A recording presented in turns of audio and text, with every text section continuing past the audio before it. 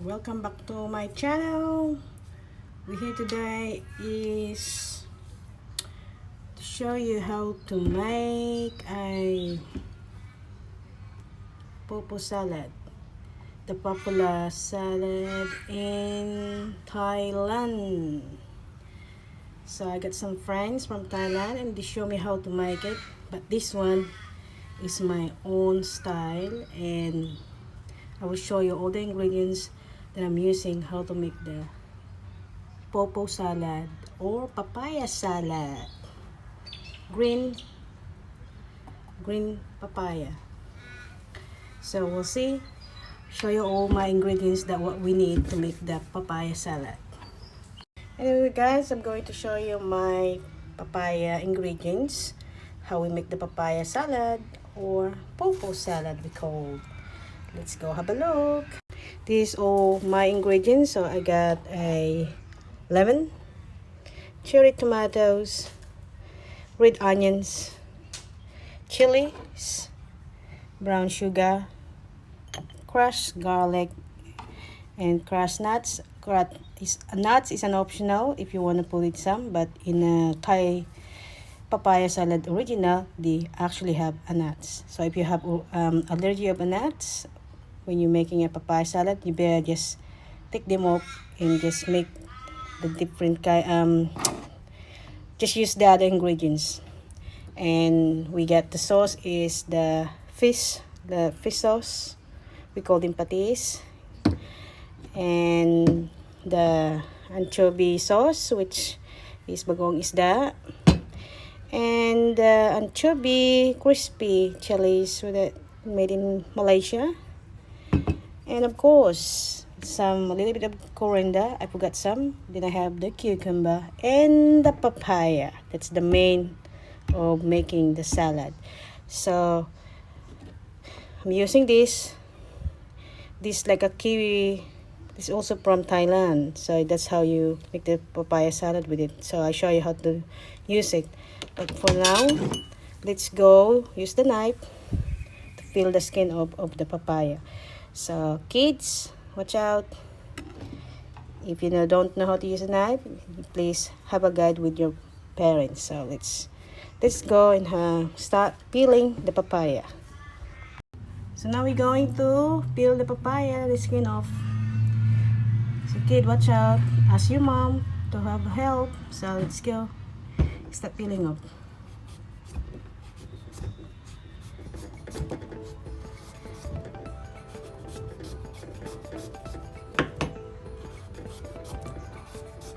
Then after you're done peeling off the papaya, you can start grind them then.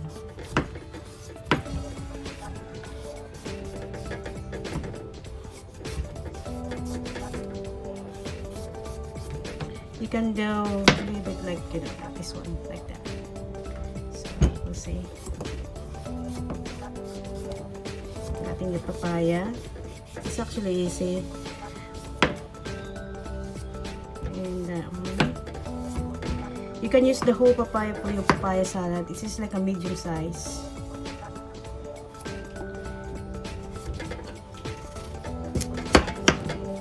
There you go. You're done.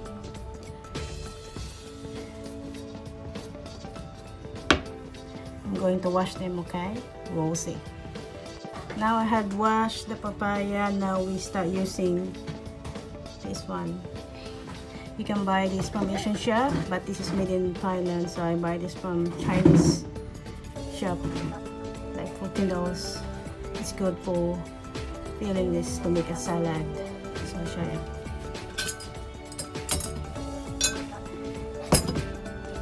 Just the way like this one. How easy it is, see?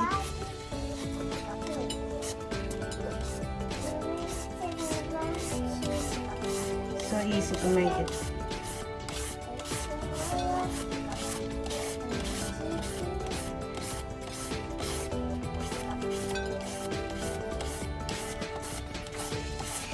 You can make the whole papaya. You can, if you have friends visiting with you, this is a good special exotic Hello, my baby. So, can you see? It's actually a really nice and thin, like that. Almost like a toning like that one. Like that. So, we'll see. Just continuing what we're doing until we finish the whole papaya salad.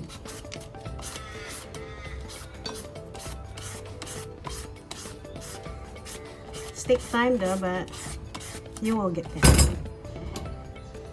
And I'm just putting into this sort of deep, a little bit deep of bowl, like nice.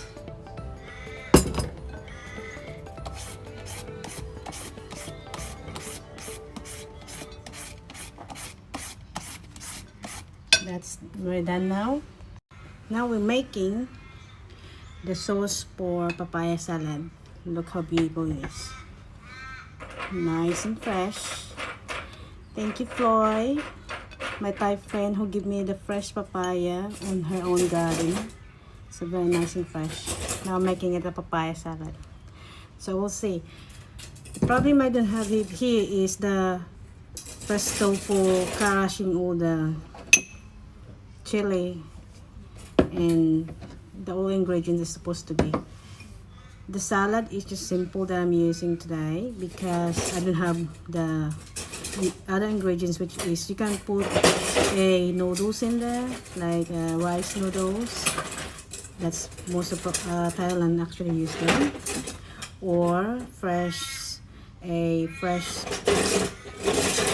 seafood, pork mince, just anything. But this one is just the papaya with sort of coating the Filipino shrimp piece, which is called bagoong. So we'll see. So this one was I'm using a little bit of where I can put all the sauce that I'm making to mix, and I can just pour into the salad. So first of all, chili, which I'm just using to use the small teaspoon, and crush them inside.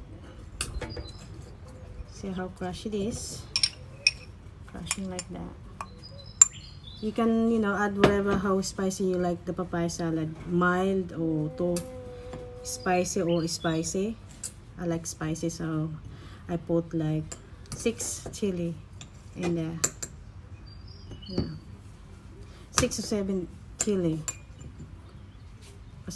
I wanna peel the chili, so let's go. This one. Now this is our 4 cloves of garlic. That's also depends on you or how many garlic do you like, because most people like not much garlic, but I do like garlic, so let's put it here.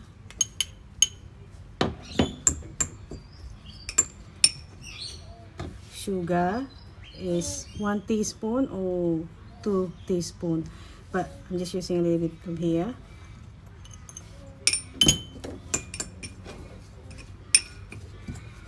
As you can see, that's how it is now. It's better if we have big one, it's crushed everywhere, like mix everything in it, and it's more yummy. But I don't have it, so we'll just have a look. So I just put the nuts.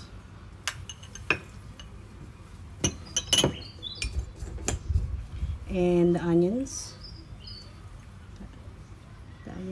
Red onions.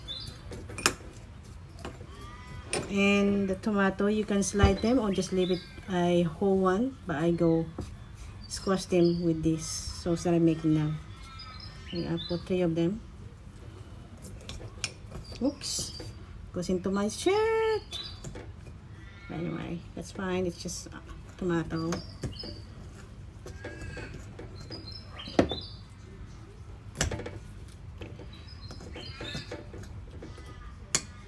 Like that. I got my shirt's all mess now. Anyway, there you go. There, like that. Now, 1 whole lemon, or depend how you like sour one. Some people mix with this salad mix with vinegar. So we'll see. Before you cut them, take this off and roll it. Just like, you know, roll it so the juice is more like easy to just have bones in the, I mean, seeds in it. Not bones, I mean seeds. Have seeds in it, so that. Now cut it. As you can see how soft it is now to squash. And put in here. Actually, not much seeds in here, so we're lucky.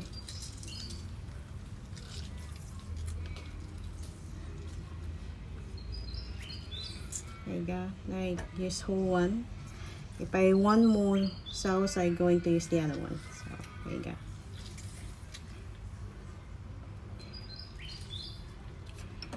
Now mix it with this.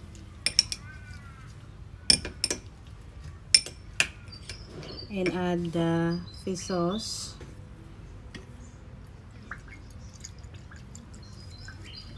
Three spoons, I guess. Depends how salty you like. But you can taste it later on and you can add more salt. Or I mean, I don't really put salt now because the fish sauce in this anchovy sauce is more like salt already. So this is that. This is that one, a little bit, and mix all that.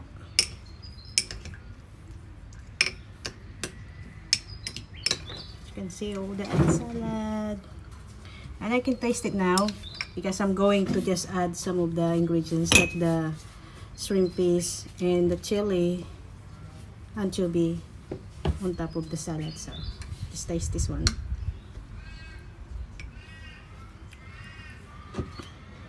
Yum. Now ready to pour it here. We pour in here. That salad, and you can add more onions.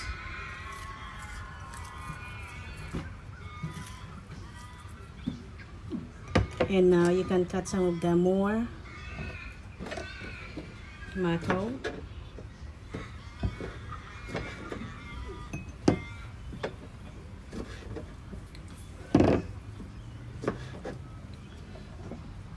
And the cucumber is also yummy with the salad, which is optional too. If you want this look nicer, or if you just want to cut it a little bit round, like this. It's really thin one, so you can go in the salad. Cut.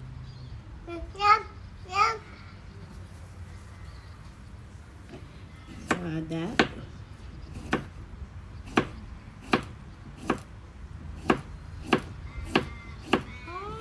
Depends on how many you want as well. You can eat the whole lot if you like, but I'm just gonna cut half of it. There you go. Like that.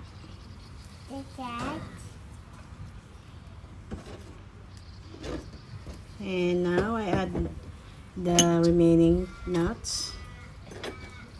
Yay! And the garlic. And a little bit more sugar. And the bagoong, which is the shrimp piece. Just that bit. Stir them. Yeah, stir them. And now, to more spicy is this one. The crispy anchovy chili. This look so beautiful. There you go. Look at that, like that. Now we are going to mix it. Use this. Should have 2 spoons. Mix it. So So because it's not much sauce in there, we're gonna add more of the lemon.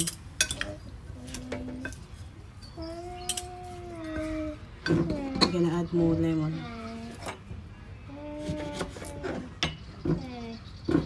Just squash in there.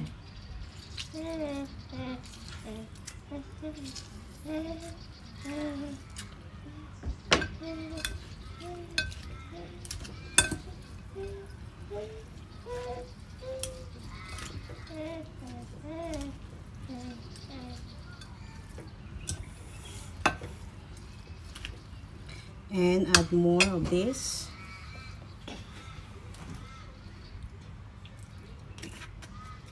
You can smell how fishy it is now, but we do like sort of this kind of salad. So this is an Asian salad, papaya salad.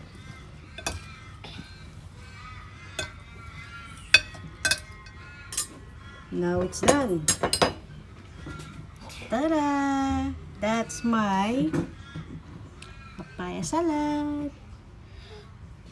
Let's go taste it. I'll grab some in here. That's chili. It's not. Oh, nice. Now I go to taste it. Forgot my spoon. That's not. Now I'm going to taste the papaya salad. Taste it. I'm not. Chicken is small. There's both. Apple. What is apple?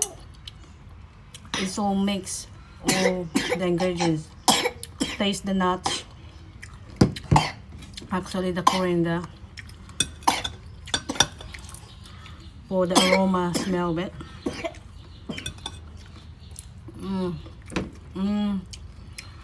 The garlic and the tomato and onions. Cucumber.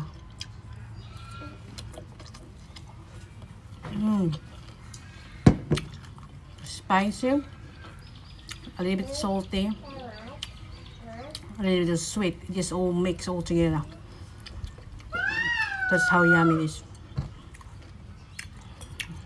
It can be mine. It can be my lunch.